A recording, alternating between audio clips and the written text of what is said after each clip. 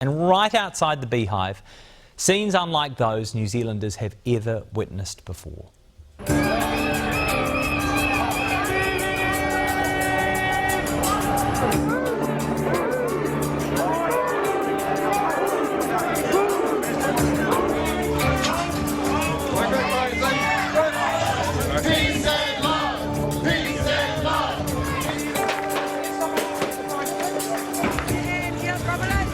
These people, the protesters, were peaceful.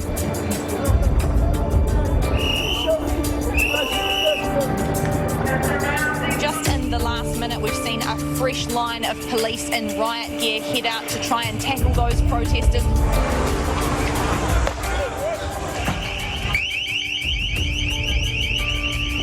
Police are moving forward in quite a surge line.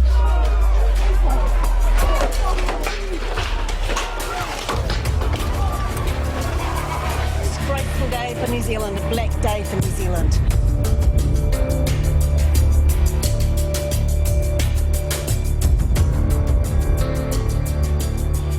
Throughout the protest, Police Commissioner Andrew Coster was under massive pressure, criticised for not having broken up the protest earlier or using force to disperse the crowds.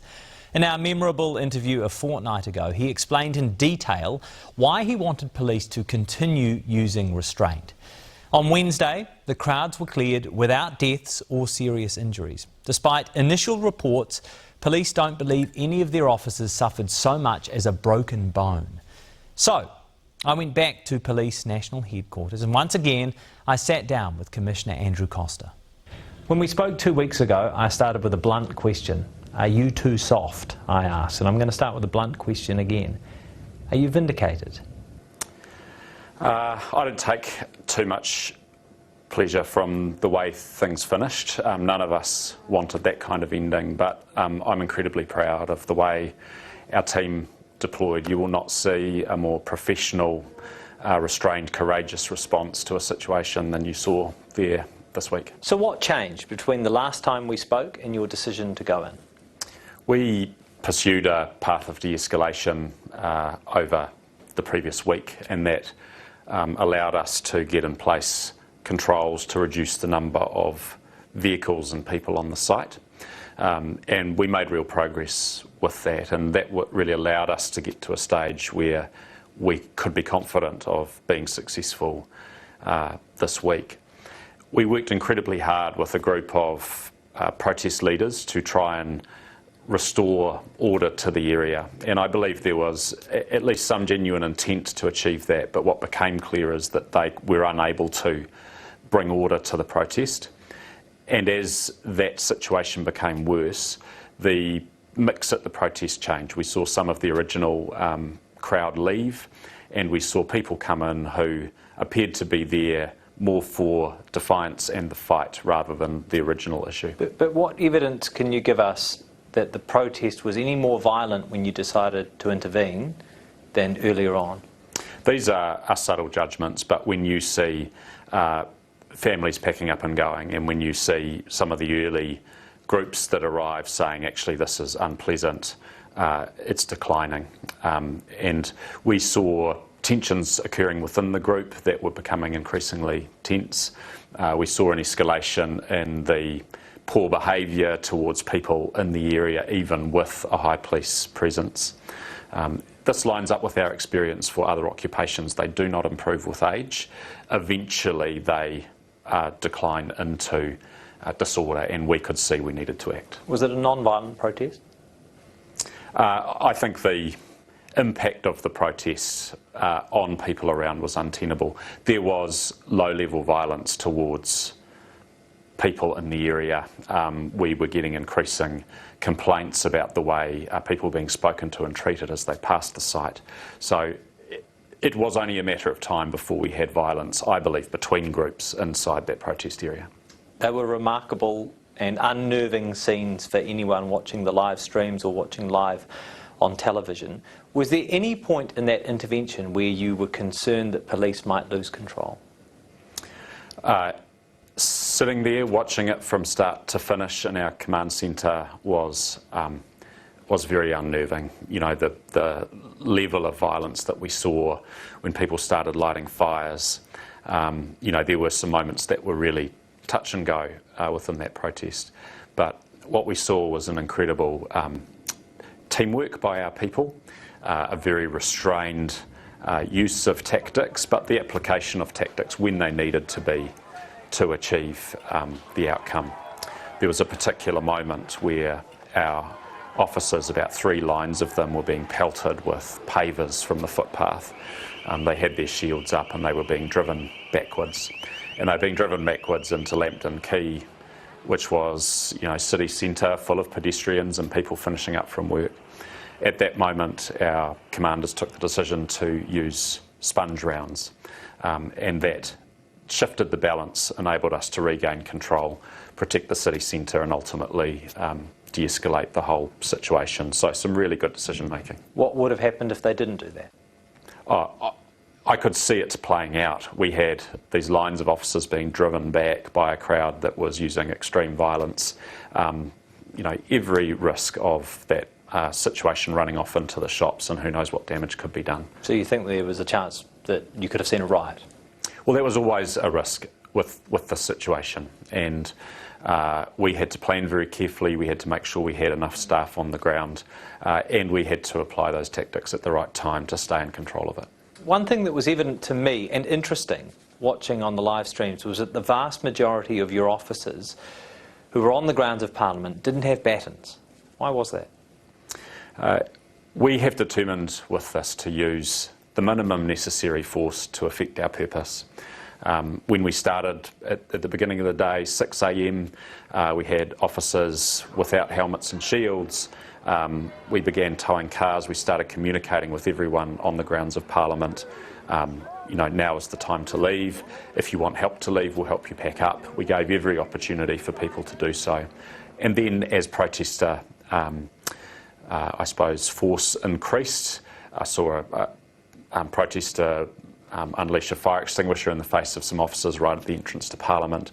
That led to them using pepper spray. So the tactics were used in a restrained way, and you know, you simply won't see a more restrained resolution of that situation anywhere in the world. You've used that word so much over the last few days, and I think most people watching those live streams would say the word restraint has been entirely justified. When police were being pelted with bricks, police were facing fires, people were throwing projectiles, driving cars at the front line, police were generally incredibly restrained. That being said, there were a couple of little incidents caught on camera, and I want to present one to you. I know you've seen this footage. It was filmed by a News Hub crew, and it appears to show a confrontation between officers and a man who arrives. He's wearing a red hat. He intervenes in some sort of skirmish between some officers, and it appears from the footage that he may have been punched twice in the head by a police officer, and that he may fall to the ground unconscious. Is that restraint? I'm not going to pass my judgment on individual instances. All of those will be looked into. You know, where complaints are made, the IPCA will undertake its investigation. Everything I have seen suggests to me that our people were absolutely careful in their response, that they responded to their assessment of the safety of what was going on, and indeed where force was applied to them. I'm very proud of what our people have done. You feel that way looking at that footage? I'm incredibly proud of our people, and you know, the wider context around these situations always needs to be considered. You know, I think there was remarkable courage shown when you consider the threat that they faced from that crowd. That incident where the person drove a vehicle towards police, has that person been arrested? I'm not going to go into the detail of what we're doing there. I'm aware that the vehicle itself has been recovered, and we will be investigating a lot of the things that occurred, some quite serious offences, the lighting of fires, the stoking of those fires, the throwing of projectiles at police. There's a lot of footage and people can expect to be held accountable. Yeah, let's talk about the footage a little bit. One of the protest organisers, Chantel Baker, live streamed Wednesday to her 70,000 odd Facebook followers. Have police used that video in their investigation? We will use any footage that we can to understand what occurred and where offences have been committed to prosecute those offences. We also had the helicopter overhead throughout the time, and we could see the way different people were operating, so there's a lot for us to work with. Were the officers who were injured in this event injured by protesters? Certainly in many cases. There were 8 officers injured, thankfully all of them discharged from hospital within 24 hours. Some head injuries from bricks, leg injury from falling into a drain that had been opened up. There were a range of improvised weapons used. We are very thankful that we didn't experience more serious injury than we did. Head injuries from bricks? Yeah, we had some lacerations, one person, who was sort of feared concussed. So, and many of those people were treated and then demanded to be back out there with their colleagues supporting them. It was, the commitment was remarkable. Did police have undercover officers in the protest? We have officers collecting intelligence. I wouldn't describe anyone involved as undercover per se. But there were police officers giving information to police from the protest side of the occupation? No, I'm not sure that I could say that occurred, but there were lots of people providing information to police, and we obviously had a lot of officers watching what was happening. The reported acid attack on police, do we know anything more about that? I don't have the detail of that. There were lots of substances thrown on the last day, paint and petrol. Obviously, officers sprayed with water from the hoses. That was earlier on, though, wasn't it? There were incidents earlier on, yeah. I just haven't had the result of what came out there. But bottom line is police experienced a lot of abuse through the course of this. Not from everybody, but there was a consistent undercurrent of that from people in that crowd. Police made a significant number of arrests following Wednesday, more than 100 at last count. But what happens now to those protesters when they're bailed? What happens to the protesters who weren't arrested but still feel incredibly angry about the state of affairs? Look, no one wanted the situation to reach the point that it did this week. And I believe we need to think as a nation about what that means for us, how we got there and how we're going to avoid being there in the future. It doesn't do to have sections of our community who are feeling so disconnected from everyone else, and a police response deals with the immediate situation, but it really doesn't address the underlying things that got those people there. And what do you think those things are? Personally? It's not really my place to comment too much on that, but what I would say is we've been through 2 of the most remarkable years that most people could remember. That has seen all sorts of things necessarily in place to keep our communities safe. But when you have those extreme measures in place, people will respond to them in unpredictable ways. And so we need a certain amount of give and take, I think, to recognise the impact that the last 2 years has had on everybody in different ways, and find a way to have unity so that we don't have these scenes playing out in our important places. Do you think having a framework for ending mandates would have been one thing that perhaps would have helped to ease some of the tensions in the protest? Look, that gets into the political domain, and it's beyond my remit. Police has to deal with what's in front of us, but we do care about... You talked about the give and take there. We do care about unity in our communities, because just as police is a thin blue line and we need the consent of most of our community to operate, that's the way our democracy works as well. And if we're not all bought in to the same social contract about how we behave and what we do and don't do, then we've got a problem. And so I think that those are the things we need to be careful about. What are the lessons from this experience for police? There will be lots, I'm sure, and we will learn those. We will undertake our own operational debrief. No doubt there will be other reviews that occur. I was blown away by the quality of what I saw play out this week. It exceeded even my expectations. However, there are always lessons to learn, and it's important we debrief and take those lessons. Is there something that stands out to you as perhaps something that, with the benefit of hindsight, police could have done differently? Look, I'm aware, for example, in Canberra, police were able to intercept the protest when it arrived at Parliament, redirected it, offered them a camping ground and somewhere to stay, said you can come in to the Parliament every day to protest, but you can't stay there. In hindsight, could we have done something like that? Would it have made the difference? We'll never know. Once we had an occupation of the size that we did and the momentum that it had, the only way to deal with it was to gradually de-escalate. We didn't get the peaceful resolution that we hoped for, but at least we were able to get the numbers to a point where police could resolve it. What form do you think the inquiry or review should take? That really isn't a matter for me. We will contribute to whatever comes. The Independent Police Conduct Authority is our oversight body. It has a mandate to look into police practice, process and procedure. That would be one mechanism. We have undertaken reviews working with them in the past that have been very effective, so that's one mechanism. Let's talk about your leadership.